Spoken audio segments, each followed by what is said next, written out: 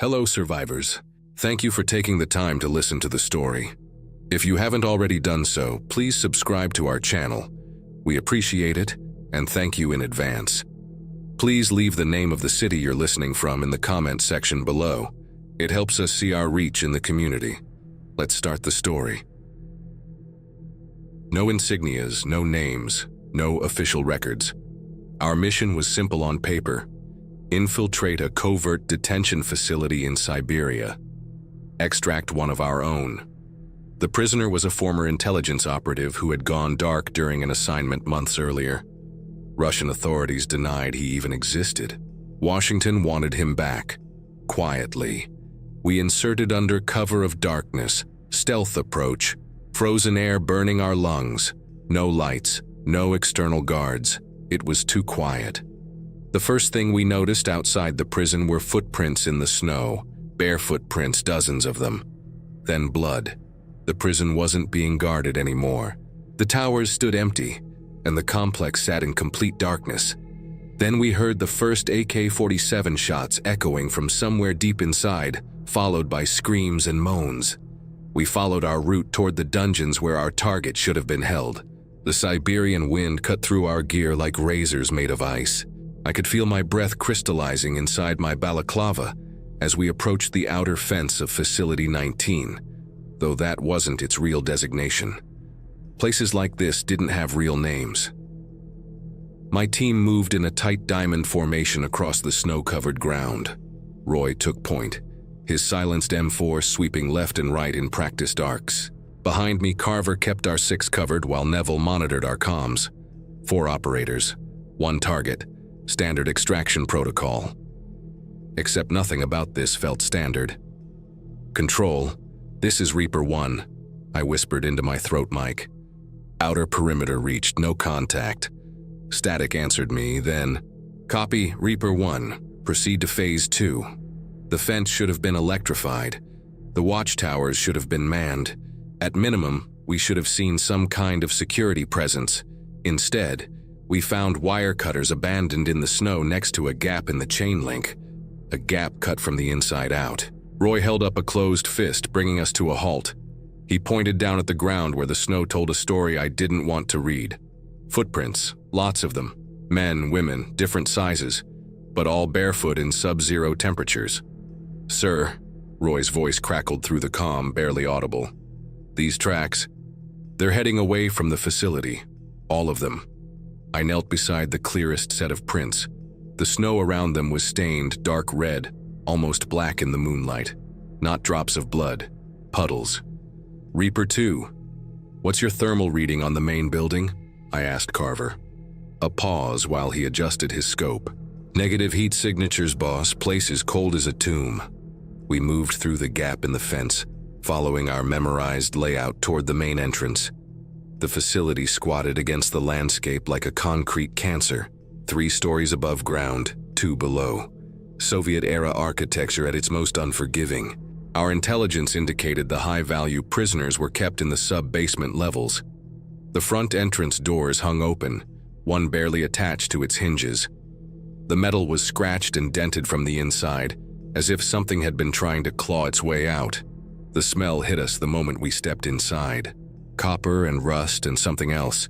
Something sweet and rotten that made my throat clench. Neville gagged behind his face covering. Jesus Christ, he whispered. Our night vision painted everything in sick green. But even in that monochrome world, the dark stains covering the walls were unmistakable. Blood. Fresh enough to still be wet in some places. Old enough in others to have turned brown and crusty. Shell casings littered the floor. 7.62 rounds from AK-47s.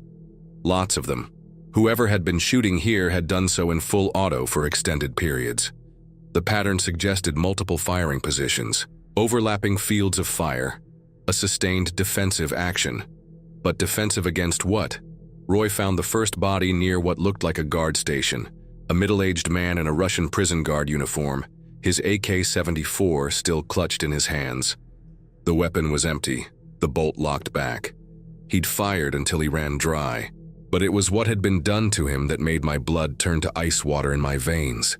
His throat had been torn open, not cut, torn. Ragged flesh hung in strips and his left arm was mangled, fingers missing. Bite marks, human bite marks. "Control, this is Reaper 1, I transmitted. We have casualties at the primary facility. Evidence of extreme violence, unknown hostile forces. Static, then. Understood, Reaper 1. Continue to objective. Retrieve package and exfiltrate." Carver crouched beside the dead guard, his medic training taking over. "These wounds, sir, these look like animal attacks. But the bite radius is wrong for bears or wolves." "How wrong?" "Human wrong." We moved deeper into the facility, following the trail of carnage. More bodies, more empty magazines. The defenders had made their stand here in the main corridor, but something had overwhelmed them. The blood patterns on the walls showed arterial spray reaching heights of 6 feet or more. Whatever had happened here had been violent and fast. Cell doors stood open throughout the first floor. Not unlocked, torn open. The steel bars were bent outward, and the concrete around the hinges was cracked and pulverized. The kind of damage that should have required cutting tools or explosives. But there were no burn marks, no tool marks, just brute force applied until the metal gave way. "Movement?"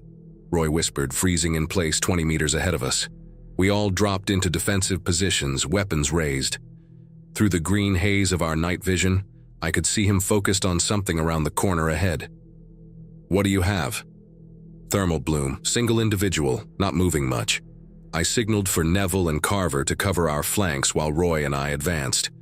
The corridor curved left toward what our intel suggested was the administrative section. As we rounded the corner, Roy's thermal contact came into view. A man in a torn prison uniform sat propped against the wall, his head lolling to one side. At first, I thought he was dead, another casualty of whatever had happened here. But as we got closer, I could see his chest rising and falling in shallow, rapid breaths. He was alive. Barely. "Sir," I called out softly in Russian. "Can you hear me?" No response. I tried again, louder this time. His head lifted slightly, and in the green glow of our night vision, I could see his eyes were open but unfocused. He was in shock. Roy kept overwatch while I approached him. He was middle-aged, maybe late 40s, with gaunt features and hollow cheeks that spoke of years of poor nutrition. His dark hair was matted with blood, and his left arm was wrapped in what looked like torn fabric, a makeshift bandage that was soaked through. He looked like he'd been a prisoner here for a very long time, his body showing the telltale signs of prolonged confinement. "Medical supplies," I called back to Carver. He moved up with his aid kit while Neville maintained rear security. As Carver knelt beside the man to examine his wounds, he suddenly grabbed Carver's arm with surprising strength. His eyes focused for the first time, locking onto his face with desperate intensity. "Zombie," he whispered in heavily accented English. "Zombie." Carver looked up at me, confusion clear even through his night vision gear. "Sir, he keeps saying zombie in Russian." The man's grip tightened on Carver's arm. "Zombie," he repeated more urgently this time. No, understand. They bite, they kill, they get up." He was trying to tell us something, but trauma and blood loss were making it difficult for him to form coherent thoughts. Carver checked his pulse, rapid and thready, and examined the bandage on his arm. When he peeled it back, I saw puncture wounds that looked disturbingly familiar. Bite marks, human bite marks, just like the dead guard. "Sir," Neville's voice came through the comm from his position covering our rear. "We've got more sounds coming from the lower levels. Multiple contacts moving around down there. I could hear it now too, a low, rhythmic sound filtering up from below. Footsteps, lots of them. But they weren't marching in formation or moving with any kind of tactical purpose. They sounded random, shuffling. "Sir," I tried again, speaking slowly in Russian. "Where are the prisoners? Where are the guards?" He shook his head violently, tears streaming down his face. "Psi mертвы," he whispered. "All dead. They kill, they bite, then they get up and kill more." His words sent a chill down my spine that had nothing to do with the Siberian cold. I'd seen combat in Afghanistan, Iraq, Syria, I'd faced down insurgents, terrorists, and enemy combatants of every description, but the raw terror in this man's eyes was unlike anything I'd encountered. "Sir," Roy called from his position further down the corridor, "I've found the access to the lower levels, and sir, there's more blood down here than up there." The stairs leading down to the sub-basement levels were painted in blood, not spattered, painted. The walls, the steps, even the ceiling showed evidence of massive blood loss. But it wasn't just the quantity that bothered me. It was the pattern. The blood started heavy at the bottom and gradually decreased as it went up, as if whatever had caused the bleeding had been moving upward from the deepest levels of the facility. "Reaper 1, what's your status?" The voice from Control crackled through our comms, startling us all. "Control, we're proceeding to the detention levels. Heavy casualties throughout the facility. No sign of hostile forces, but evidence of extreme violence." "Understood. Package location should be sub-level 2, cell block D. Retrieve and exfiltrate immediately." Our mission parameters were clear, but every instinct I'd developed in 15 years of special operations was screaming at me to abort. Whatever had happened here was beyond our training and experience. But Delta Force doesn't abandon missions because of bad feelings. We descended. The first sub-level was administrative, holding cells for short-term detention, interrogation rooms, office spaces. The destruction here was even worse than above. Office furniture had been overturned and scattered, but not by an explosion or firefight. The damage looked random, chaotic, as if people had been throwing themselves against anything and everything in mindless fury. Bodies were scattered throughout the level, but their condition made my stomach turn. They'd been torn apart, literally. Arms ripped from sockets, faces clawed beyond recognition. Abdominal cavities opened and emptied. The smell of death and decay was overwhelming, even through our filtration gear. "Sir," Carver called from an interrogation room, "you need to see this." Inside the room, we found another guard. This one was different from the others. He was sitting upright in a chair, his service pistol in his right hand, the barrel pressed against his temple. The wall behind him was painted with brain matter and blood, but it was his left arm that drew our attention. Like the man upstairs, he'd been bitten, repeatedly. The flesh was torn and mangled, with clear human tooth marks visible in the exposed muscle and bone. "He shot himself," Carver observed unnecessarily. "After he was bitten," I added, studying the scene. "Look at the blood patterns. He was bitten first, then he—" I gestured at the obvious conclusion. Roy emerged from another room down the hall. "Sir, I count 14 bodies on this level. All show similar bite wounds. Looks like about half of them were guards, half were prisoners. The shuffling sounds from below were getting louder now, and I could hear something else mixed in with them. A low, moaning sound that seemed to echo through the concrete walls. It wasn't the sound of pain or fear. It was something else, something hungry. "Let's move," I ordered. "Sub-level 2, cell block D. We find our package and get out of here." The second sub-basement was where they kept the high-value prisoners. Political dissidents, foreign intelligence assets, anyone Moscow wanted to disappear permanently. The cells here were individual isolation units, each one a small concrete box designed to break the human spirit. Most of them stood open, their heavy steel doors hanging at odd angles. The locks hadn't been picked or blown. They'd been destroyed from the inside with what must have been incredible force. But there were no burn marks, no tool marks. Just brute force applied until the metal gave way. "Package should be in cell 47, I said, checking our intelligence report against the cell numbers we were passing. We found cell 47 halfway down the main corridor. Like the others, its door had been torn from its hinges and now lay in the hallway. The steel twisted like aluminum foil. Inside the cell, we found evidence that someone had been held there recently.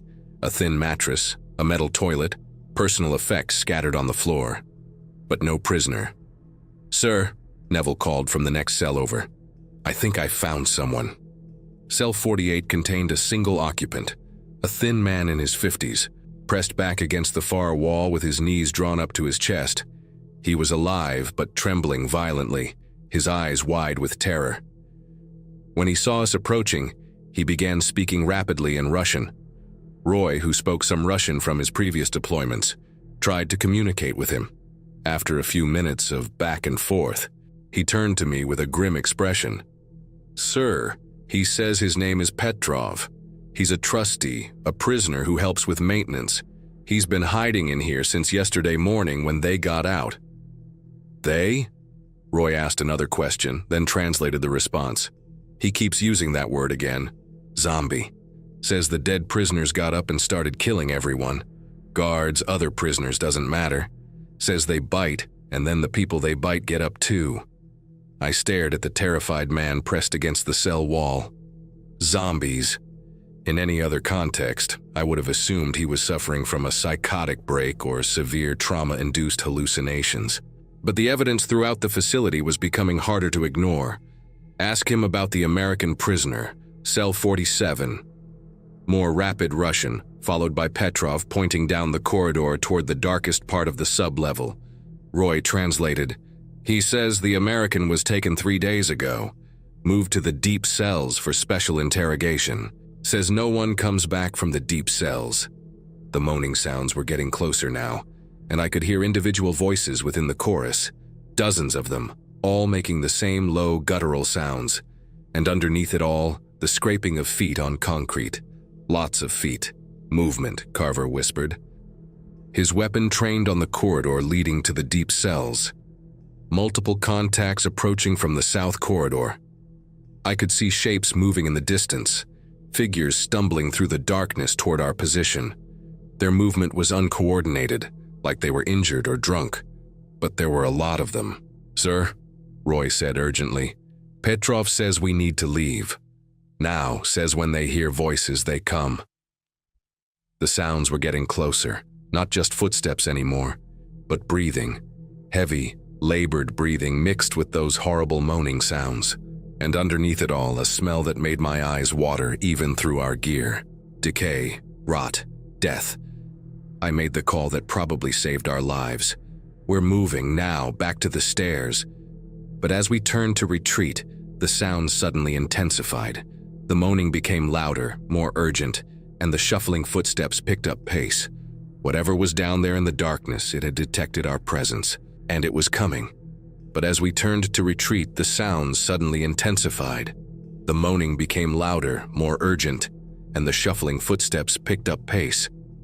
Whatever was down there in the darkness had detected our presence, and it was coming. The first one emerged from the shadows of the deep cells like something torn from a nightmare. It had been a guard once.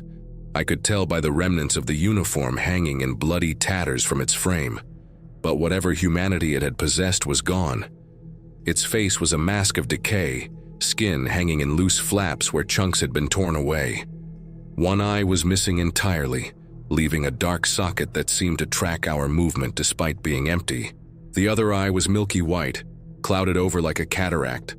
Its jaw hung at an impossible angle, clearly broken, and black fluid dripped steadily from its mouth onto the concrete floor. The sound it made, a low, guttural moan that seemed to come from deep in its chest, raised every hair on my neck. But it was the way it moved that truly terrified me. Not the shambling walk of the movies, but spastic. Its arms swung wildly as it approached, fingers clawing at the air, and its head tilted to one side as if its neck could no longer properly support the weight. "Contact front," Roy whispered, his weapon trained on the thing approaching us.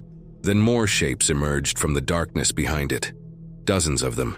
Guards and prisoners alike, all bearing the same signs of catastrophic violence and impossible animation. Some crawled along the floor, their legs too damaged to support them. Others lurched forward on broken limbs that should have rendered them immobile. One had been a prisoner.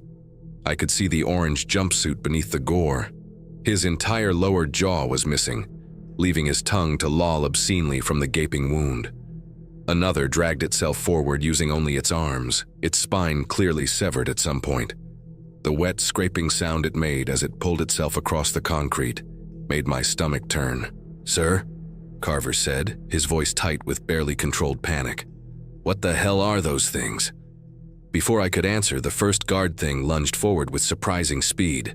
Roy's shot tree rounds. The impacts knocked the creature backward, punching dark holes through its chest, but it barely slowed down. Dark blood oozed from the wounds, but there was no arterial spray, no sign of a functioning circulatory system. It kept coming. "Headshots," I barked, remembering the guard upstairs who had shot himself after being bitten. "Only headshots work." Roy adjusted his aim and fired once more.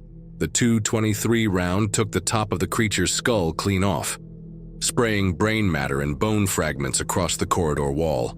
Finally, it dropped, but there were so many more behind it. "We need to move," I shouted over the growing chorus of moans. "Stairs, now!" Petrov was still pressed against the cell wall, gibbering in Russian and pointing at the approaching horde. Roy grabbed him by the arm and hauled him to his feet. "Move, old man," Roy yelled, half dragging the terrified Russian toward the stairwell. The infected surged forward in a shambling wave of decay and violence. We fell back, laying down suppressing fire as we retreated. Each headshot that connected dropped one of them permanently. But our ammunition was finite, and they seemed endless. Carver put down a crawler that had gotten too close, its head exploding like a rotten melon. Neville backed toward the stairs, firing controlled bursts into the mass of bodies pressing toward us. The narrow corridor worked in our favor, creating a bottleneck, but I could hear more sounds coming from other directions. "They're flanking us," Neville called out, pointing toward another corridor where more infected were emerging. These were fresher, guards and prisoners who had died more recently. A young guard stumbled toward us, his throat torn open in a massive wound that should have killed him instantly. His uniform was still relatively clean except for the blood that had poured down his chest from the fatal injury. Behind him came what had once been a prisoner, his orange jumpsuit split open across the torso to reveal his ribcage. Something had torn him open from sternum to pelvis, and his internal organs were visible through the gaping wound. But he kept walking, kept reaching for us with fingers that had been chewed down to the bone. "Up the stairs," I ordered. "Leapfrog movement."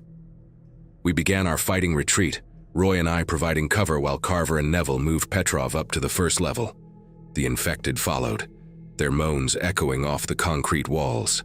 Some tried to climb over the bodies of their fallen companions, others simply trampled them underfoot in their mindless advance. Reaching the first sub-level didn't provide much relief.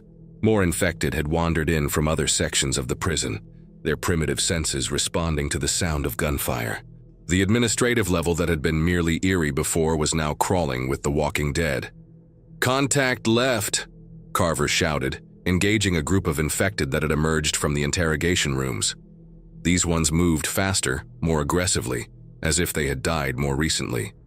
One of them, a female guard whose nameplate still read Volkov, lurched toward Carver with her arms outstretched. Her face had been partially eaten away, leaving her cheekbone exposed, but her remaining eye stared with vacant hunger. Carver's shot took her in the forehead, snapping her head back and dropping her instantly. But three more took her place, stumbling over her body without acknowledgement or hesitation. "We're getting overwhelmed," Neville reported from his position covering our retreat. "Too many contacts, not enough ammo." I checked my magazine, half empty, and I only had 2 more. We needed a better plan than just shooting our way out. "Roy," I called out, "ask Petrov about alternate routes. There has to be another way up." A rapid exchange in Russian, followed by Petrov pointing toward a service corridor that branched off from the main hallway. "He says there's a maintenance shaft that leads directly to the main level," Roy translated, "but it comes up in the kitchen area. It was better than staying here and being overrun." We moved toward the service corridor, fighting a running battle against the infected that wandered out of every doorway and cell. The sound of our weapons had attracted them from throughout the complex, and I was starting to understand the scope of what had happened here. The entire prison had fallen. Every guard, every prisoner, every staff member, all of them had either been killed and reanimated or had simply died and come back on their own. We weren't just dealing with an isolated incident. This was complete devastation. The service corridor was narrow and dark, lit only by our weapon lights. Petrov led the way, his intimate knowledge of the prison's layout invaluable. Behind us, the sounds of the infected grew more distant but never disappeared entirely. "Sir," Carver said as we climbed through the maintenance shaft, "those things, they're not just sick, are they? They're actually dead. I didn't answer because I didn't want to voice what we were all thinking. The evidence was overwhelming. The lack of blood flow from wounds, the impossible injuries that should have been immediately fatal, the complete absence of pain responses or self-preservation instincts. We were fighting zombies. Actual, honest-to-God zombies. The shaft opened into the prison kitchen, a large space filled with industrial cooking equipment and prep tables. It looked like it had been abandoned in the middle of meal preparation. Pots of what might have been soup sat cold on the stoves, and half-chopped vegetables were scattered across cutting boards. But it wasn't abandoned. As our lights swept the room, we could see them. Kitchen staff, transformed into the walking dead, wandering aimlessly between the prep stations. A cook in a blood-stained apron turned toward our lights, his face a ruin of bite marks and torn flesh. One of his arms had been severed at the elbow, leaving only a ragged stump that he seemed completely unaware of. 6 contacts, I whispered. Take them quiet if possible. We moved through the kitchen like ghosts, picking our shots carefully. The infected here were slower, more listless than the ones below. They hadn't been attracted by the sound of our earlier firefight and seemed to be operating on pure instinct. Roy took the cook with a suppressed round to the head. Carver dropped 2 more who had been standing near a walk-in freezer. Neville and I handled the remaining 3. In less than 30 seconds, the kitchen was silent again. But our relief was short-lived. From somewhere in the prison above us came the sound of automatic weapons fire. Lots of it. And screaming. There are others here, Neville said, checking his remaining ammunition. The sound of gunfire was coming from the direction of the main courtyard, where our extraction point was supposed to be. Either another team had been sent in after us, or someone else had survived and was making their own fighting retreat. We need to reach the courtyard, I decided. If there's another team here, we link up. If it's survivors, we help them. And if it's neither, Roy asked, then we're on our own. We moved through the ground floor of the prison, following the sounds of combat. The main level was a maze of administrative offices, guard stations, and common areas. Many of the rooms showed signs of fierce fighting, overturned furniture, bullet holes in the walls, and everywhere the dark stains of dried blood. The infected here were different from the ones in the basement. These looked like they had been caught in whatever happened, killed quickly before they understood what was occurring. A secretary sat at her desk, her throat torn open, staring at a computer screen with dead eyes. When she heard us approaching, she stood up and turned toward us, her head tilting to one side with an audible crack of vertebrae. Carver put her down with a single shot, but the sound brought others. They emerged from offices and closets, some still wearing their uniforms and ID badges. A maintenance worker shambled toward us, dragging a mop bucket behind him that he seemed unable to release. The mop handle had been driven through his chest like a spear, protruding from both front and back, but he showed no awareness of the injury. "They don't feel pain," Carver observed, putting the maintenance worker down with a headshot. "No pain response at all." "They don't feel anything," I corrected. "They're dead." The automatic weapons fire was getting closer now, and I could make out individual voices shouting in what sounded like Russian military commands. We reached a window that overlooked the main courtyard and carefully peered out. What we saw made my blood run cold. The courtyard was filled with infected, hundreds of them. They moved in a loose mass toward the far end of the compound, where a group of Russian soldiers had taken up positions behind an armored personnel carrier. The soldiers were laying down suppressing fire with their AK-74s, but they were vastly outnumbered and clearly running low on ammunition. But it was what sat in the center of the courtyard that caught my attention. A Russian military transport truck, armored and still running. Our way out. "There," I pointed. "That truck, if we can reach it." "Sir," Roy interrupted, "look at the gate." The main gate that led out of the prison compound was closed, a massive steel barrier that required electronic controls to open, and between us and that truck were several hundred infected, plus whatever remained of a Russian military unit that might not be thrilled to see American Special Forces operators in their prison. "New plan," I said, studying the layout.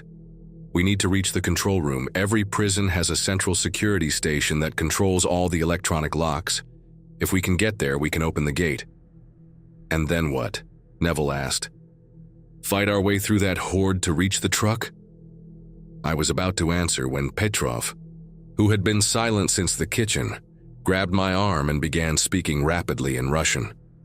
He says the control room is in the main administration building, Roy translated.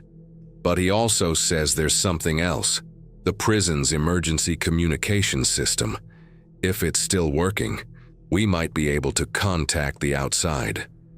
The sound of the Russian soldiers' weapons was becoming more sporadic. They were losing the fight. We move now, I decided.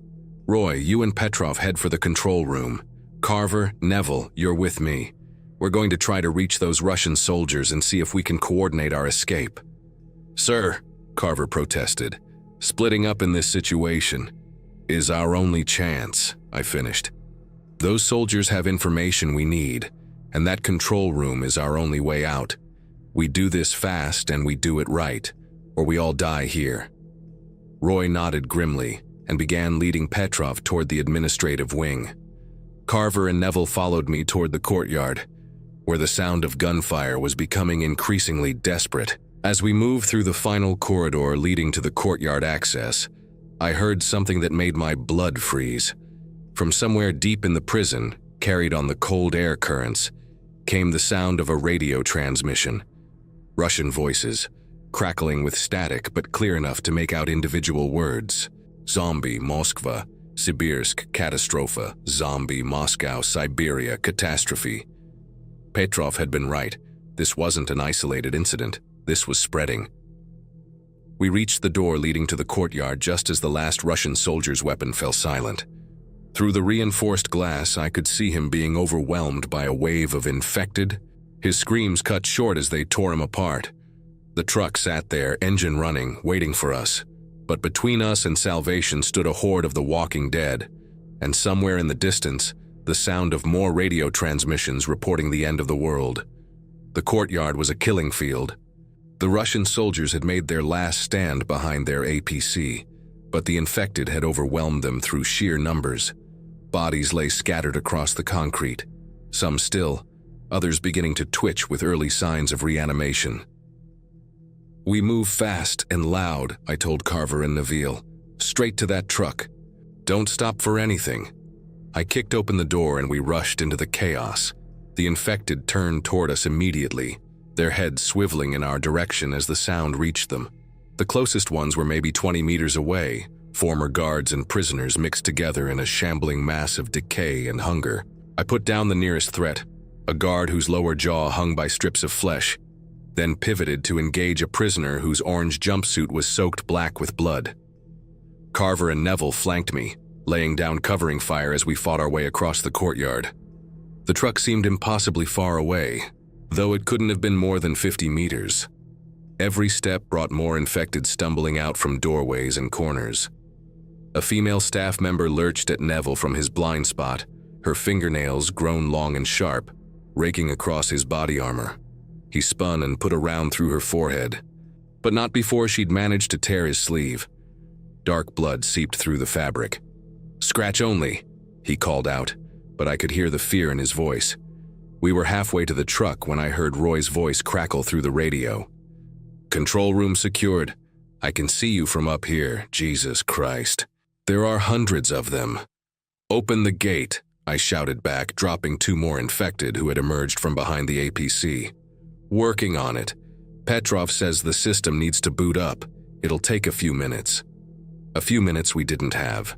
The infected were shambling toward our position from all directions now, their primitive senses reacting to the noise and commotion.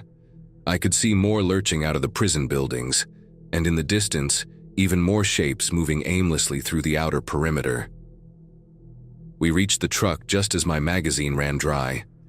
I slammed in my last spare and keyed the radio. "Roy, whatever you're doing, do it faster. Almost there, the gate controls are—" His transmission cut off abruptly, replaced by the sound of gunfire and shouting. "Roy, report," I called into the radio. Static answered me. Carver had reached the truck's driver door and was checking the interior. "Clear," he called out. "Keys are in it." But Neville was in trouble. A group of infected had wandered close to him near the rear of the vehicle, and he was down to his sidearm. I could see dark stains spreading across his torn sleeve, and his movements were becoming sluggish. "Neville, fall back," I ordered. But he was already being overwhelmed. 3 infected tackled him simultaneously. A burly prisoner with a shaved head and gang tattoos bit deep into his shoulder, while a female guard tore at his throat with her teeth. Neville's screams echoed across the courtyard, then suddenly stopped. "He's gone," Carver shouted. "We have to go." I put a round into the infected feeding on Neville, but it was too late. Too many of them, and more coming every second. We had to leave him. The radio crackled to life. "Banning. Gate controls are active, but the system's damaged. I can give you maybe 30 seconds before it jams shut again." Roy's voice sounded strained, and I could hear sounds of fighting in the background. "Do it now!" I yelled, climbing into the truck's passenger seat as Carver got behind the wheel. The massive steel gate began to groan open, moving with painful slowness. Carver gunned the engine and we lurched forward, plowing through a group of infected who had positioned themselves between us and freedom. The truck's armored body took the impacts without damage, but the wet thumps and smears across the windshield were stomach-turning. Bodies rolled over the hood and bounced off the reinforced glass as we picked up speed. "Roy, we're moving," I called into the radio. "Get to the extraction point." No response. We smashed through the partially opened gate with inches to spare on either side. The steel scraped against the truck's armor, throwing sparks, but we were through. Behind us, the infected followed mindlessly through the opening, their basic motor functions carrying them forward without thought or planning. But we weren't clear yet. The road leading away from the prison was blocked by abandoned vehicles, civilian cars and military trucks that looked like they'd been attacked. Bodies lay scattered between the vehicles, and many of them were beginning to stir with primitive movement. "Jesus," Carver muttered, swerving around an overturned police car. "How far does this thing spread?" As if in answer, my radio picked up another transmission, this one much clearer than before. A Russian emergency broadcast, repeating the same message over and over. "Vнимание! Vнимание! Zombie outbreak confirmed in multiple cities. Novosibirsk overrun. Moscow under quarantine. Seek immediate shelter. Military response ineffective. This is not a drill." The broadcast cut to static, then repeated. "Roy!" I tried the radio again. "Roy, do you copy?" This time, I got a response, but it wasn't Roy's voice. The sound that came through the speaker was wet and guttural, a moan of inhuman hunger that sent ice water through my veins. Whatever had happened to Roy, he wasn't coming to the extraction point. Carver drove like a man possessed, weaving between abandoned vehicles and the infected that wandered aimlessly along the road. Some of them had been military personnel. I could see the torn remains of Russian army uniforms, but most appeared to be civilians who had been caught in whatever this was. The extraction point was a clearing in the forest, 3 kilometers from the prison. As we approached, I could see smoke rising from multiple locations across the landscape. The small town that had been visible from the prison was burning, and I could make out tiny figures moving through the streets in the distance. We reached the clearing just as the sound of rotor blades became audible. A black helicopter, unmarked like everything else about this mission, was descending toward the landing zone. But we weren't alone. A group of infected had wandered after us from the road, maybe 15 or 20 of them, stumbling through the trees. Among them, I recognized the torn uniform of Roy, but his face was gone, replaced by the slack-jawed mask of the Walking Dead. "Contact the bird," I told Carver as we bailed out of the truck. "Tell them we need immediate extraction." The helicopter touched down and the side door slid open. I could see the crew chief gesturing urgently for us to move, but the infected were close now. Carver made it to the helicopter first. I was right behind him when something grabbed my ankle and sent me sprawling face first into the snow. One of the infected, a young woman in civilian clothes, had crawled up behind me, her legs apparently too damaged to support her weight. She bit down on my boot, her teeth scraping against the leather as she tried to reach flesh. I kicked her away and scrambled backward, but more were coming. The crew chief was shouting something I couldn't hear over the rotor wash. Carver reached down and hauled me up into the helicopter. just as the infected reached the landing zone. The bird lifted off immediately, the downwash from the rotors scattering the walking dead across the snow. As we climbed into the gray Siberian sky, I looked down at the prison complex we'd just escaped. It was completely overrun now, with infected wandering out of every building and stumbling into the surrounding forest. In the distance, I could see the lights of burning cities stretching to the horizon. "Where to?" the pilot asked through the intercom. I consulted my mission briefing, though I knew most of it was now irrelevant. "Poland," I said. "There's supposed to be a safe zone being established there." "Copy that." "But sir," the pilot's voice was grim, "we're getting reports that this thing isn't limited to Russia. Radio chatter suggests it's spreading west into Europe." As we flew away from the nightmare we'd just escaped, I tried to process what we'd seen. An entire prison full of the dead walking and feeding on the living. A Russian military unit wiped out in minutes. Radio reports of multiple cities falling to the same fate.